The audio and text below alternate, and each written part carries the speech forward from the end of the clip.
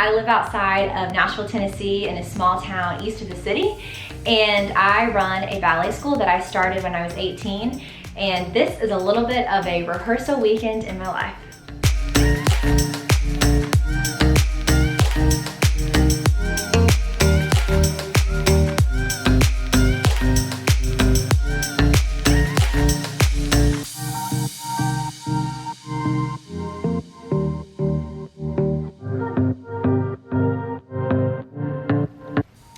Today I am home alone. It's just a cozy, kind of dreary Friday morning, and I'm spending the day editing music and writing the scenes for tomorrow's rehearsal for Narnia. I try to get this done every week, do a little bit at a time because it's a lot of detailed work, and I spend a lot of time looking at the screen. So I've got my candle lit, I've got some tea, and I'm just trying to knock it out. And we're on fall break from the studio this week, so I just got back in from traveling to visit family this week, and we're having rehearsals this afternoon, but I don't have any of my normal classes, so I'm just trying to use the time productively and also just enjoy some nice relaxing time doing all of the quiet, detailed work that I really enjoy. So I'm here at the studio, and I literally just finished editing all of the music for all of the scenes for Act 1, which is like a really big deal because it's over an hour of music and it has been slow going. I lost a couple files, had to redo them. It's been really irritating, but it's done. And I will have to edit things here and there, and once we're like in the studio running rehearsals, there will be things that need to be tweaked, but we're done. So I've now finished rehearsal with my two Susans, my two girls playing the role of Susan, and now I'm just waiting for my girls who are playing Lucy to join me, and we are gonna go over choreography for their solos. So I'm back home now. I finished with rehearsals around 5:45, went to the store, grabbed a couple things, came back, showered, ate some dinner, and I'm gonna work on our script because we have a rehearsal at 9 a.m. in the morning, and the music is finished being edited, but I still haven't written the script with all of like the stage cues and everything and the timing for the scenes that we're gonna do tomorrow. So it's kind of tedious, but I'm going to hang out with my friend Anna shortly, so I'm just gonna try to get a little bit done so I don't have to get up at the crack of dawn tomorrow and do it. So we'll see how it goes.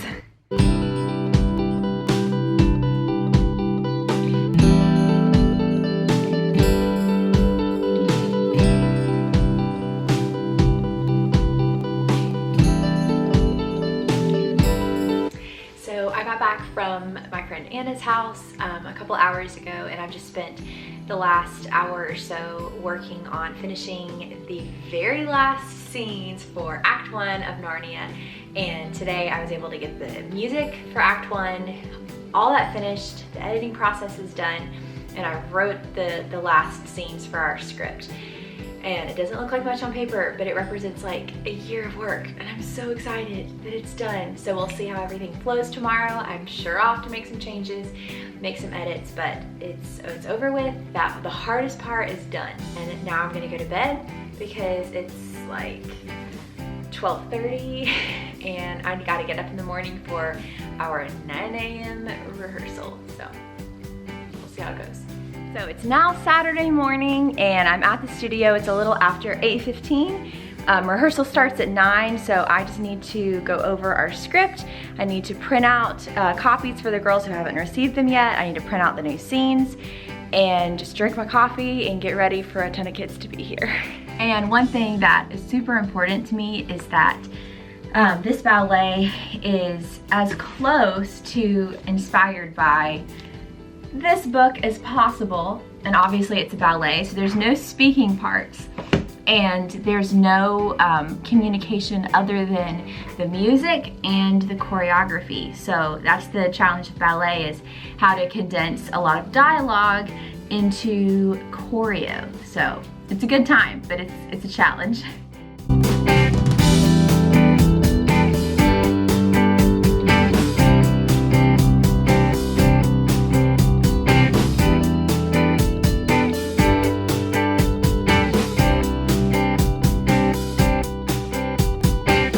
Just got back from the studio. It's like 1:30 and I am exhausted.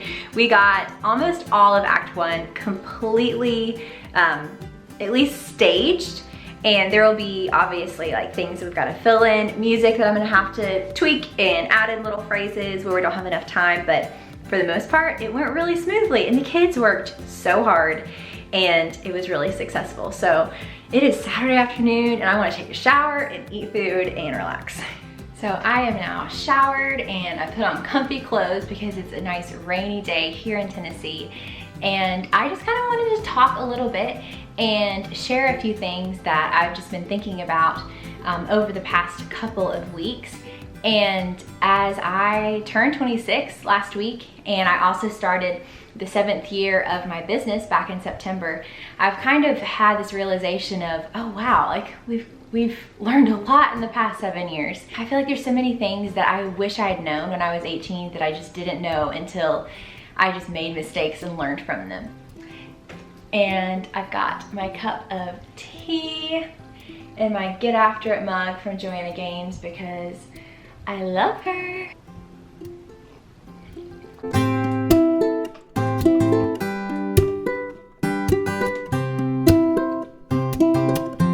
The first thing that I wish I could have told myself at 18 was to keep your optimism, but add a hearty dose of practicality, because I am definitely like an optimist and definitely idealist by nature.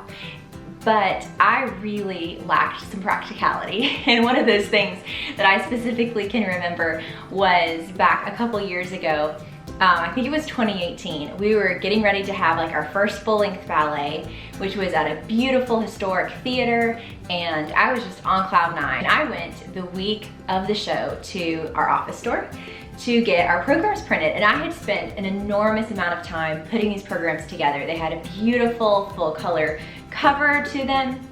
They had all of the cast, all of the song lists. Like, I had spent days working on this program. And I go up and I get ready to have them printed, and I get a quote of like what it's gonna cost, and it was $700.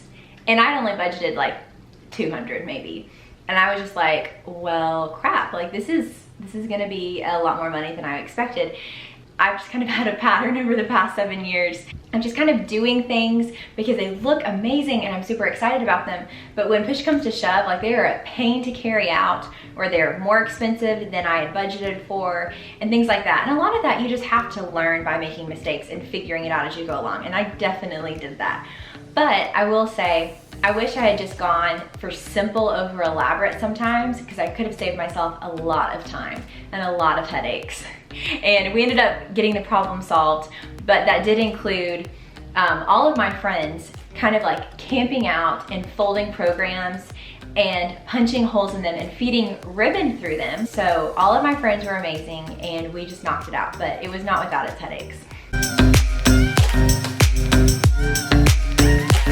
And second of all, I wish I could tell myself that working my food service job was gonna be one of the very best things that ever happened to me. Because when I started, I was like, I'm terrible at this. Like, I was not a good waitress. I like kind of managed the front and I worked the register at a local cafe. And I was terrible at it. And I did not have fun until I was several months in. And I ended up meeting some of my very best friends at that job. I worked there for 4 years. I catered weddings, catered different social events. And through that job, I literally learned how to multitask. I learned how to work extremely hard. And I learned how to like do customer service, because if there's one thing that people are picky about, it's their food. And so I just learned how to like put out fires and multitask and figure out just how to get it done. And I just worked with some of the most amazing people. And I just had the best time. And I really, like, I look back on those days with so much fondness.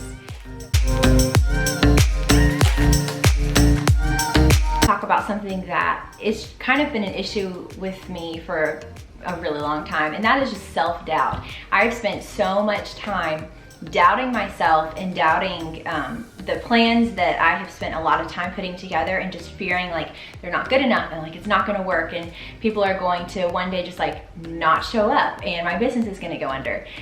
And that, while I do think there's also like a really healthy side of just making sure that you are being responsible and you are on top of everything and you are working your very hardest to provide exceptional service for your customer, I do think there comes a point where it's like, just push play and quit doubting yourself and go for it. And there just comes a point where you just have to quit fighting like those constant lies in your head that are constantly beating you down, and just go for it. And just try the thing, shoot your shot, because guess what? The worst thing that can usually happen is you fail. And you may have wasted some time and you may have wasted some money, but you've learned something. And I've learned more through the things that were an incredible struggle than I have over the things that were just like quick and easy, mastered them right off the bat.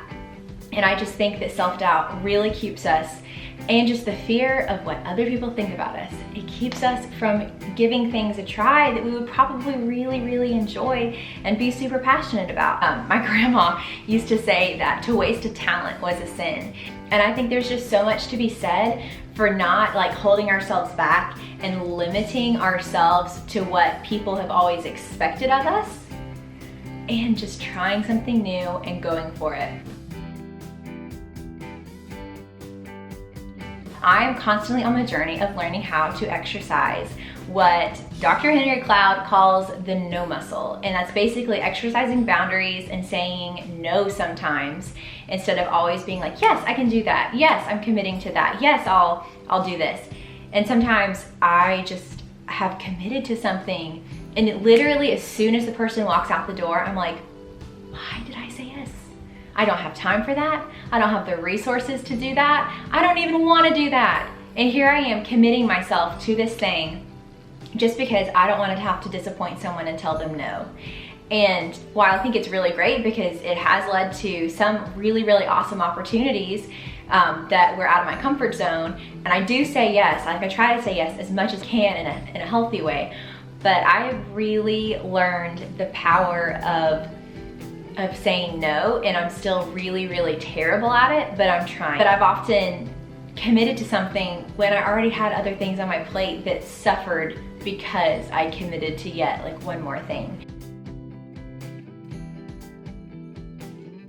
Last of all, and this is like most important, is learning to stand up for yourself in your own business and in your own project that you're working on. Because I have a very I just want everyone to get along, and I definitely am a recovering people pleaser, and I'm constantly just trying to be more balanced and healthy. However, I have robbed myself of so much peace and added an enormous amount of undue anxiety and stress because I do not stand up for myself in the past, or I haven't stood up for myself in the past.